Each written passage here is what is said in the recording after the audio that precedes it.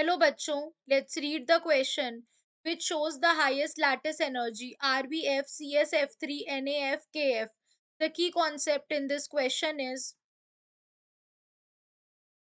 lattice energy.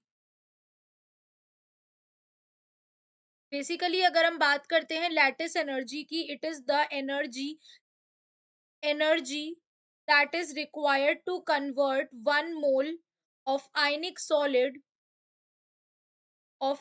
solid into into gaseous ionic constituent. उसे हम क्या कहते हैं? लैटिस एनर्जी कहते हैं. ऑल्सो ये जो लैटिस एनर्जी होती है, it is inversely proportional to the size of cation और एनाइन.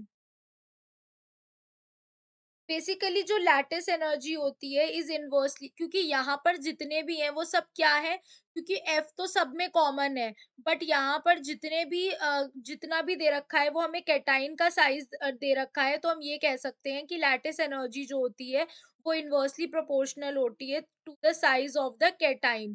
तो अगर हम यहाँ पर देखें कि ऑर्डर ऑफ द साइज क्या होता है, तो जब हम डाउन द ग्रुप आते हैं तो जो साइज होता है वो इंक्रीज होता है, क्योंकि शेल्स ऐड होते हैं.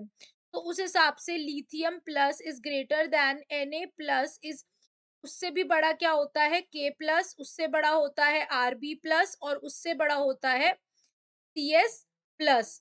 तो यानी कि अब जो लैटिस एनर्जी होगी वो इसके ऑपोजिट होगी. सबसे ज्यादा लैटिस एनर्जी किसकी होगी?